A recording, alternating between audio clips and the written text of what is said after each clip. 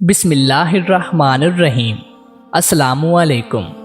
ایک روایت میں ہے کہ ایک مرد نے مخنث مرد کے ساتھ عقد کیا۔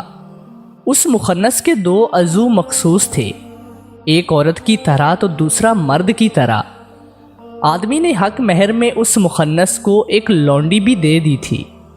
پھر اس آدمی نے مخنث کے ساتھ مثل عورت ہم بستری کی اور وہ حاملہ ہوئی اور اس کا لڑکا پیدا ہوا۔ اس کے بعد مخنث نے اپنی لونڈی سے ہم بستری کی تو وہ بھی حاملہ ہو گئی اور اس کے بدن سے بھی ایک لڑکا پیدا ہوا۔ یہ خبر جنگل میں آگ کی طرح پھیل گئی اور ارد گرد کے تمام علاقوں میں لوگوں تک پہنچ گئی اور بہت عام ہوئی تو حضرت علی رضی اللہ تعالی عنہ تک بھی پہنچ گئی۔ حضرت علی رضی اللہ تعالی عنہ نے مخنث کا حال پوچھا تو آپ رضی اللہ تعالی عنہ کو بتایا گیا، اس کو بھی عورت کی طرح حیض آتا ہے اور جب مرد اس سے صحبت کرتا ہے تو دونوں مقام سے مادہ تولید خارج ہوتا ہے۔ اسی طرح مخنث خود بھی حاملہ ہوتا ہے اور اسے عورت بھی حاملہ ہوتی ہے۔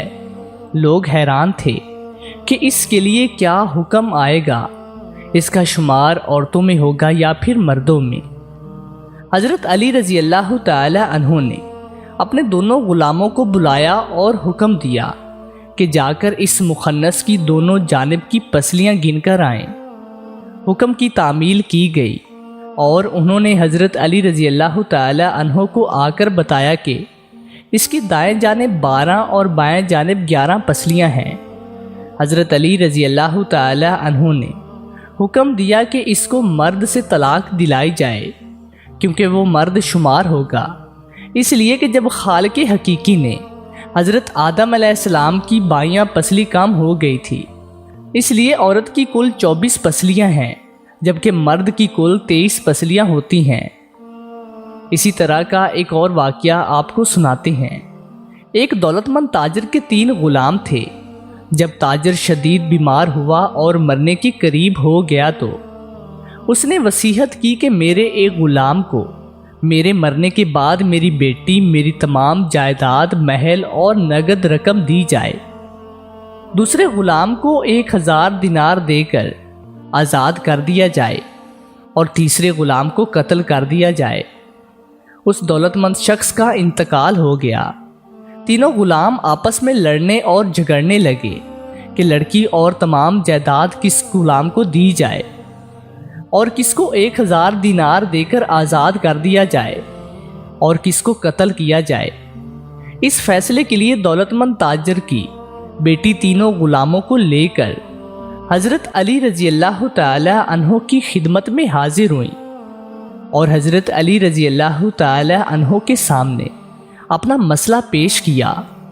حضرت علی رضی اللہ تعالی عنہ نے ایک چھری منگوائی۔ حضرت علی رضی اللہ تعالی عنہ نے ایک غلام کو وہ چھری دیتے ہوئے کہا کہ اسے لے جاؤ اور اپنے آقا کی قبر کھود کر اس کا سر کاٹ کر لاؤ۔ غلام کہنے لگا کہ یہ کام میں کسی بھی صورت نہیں کر سکتا، اپنے ہاتھوں سے اپنے آقا کی بے ادبی کیسے کر سکتا ہوں؟ حضرت علی رضی اللہ تعالی عنہ نے دوسرے غلام سے کہا کہ یہ چھری لو اور اپنے آقا کی قبر کھود کر اس کا سر کاٹ کر لاؤ۔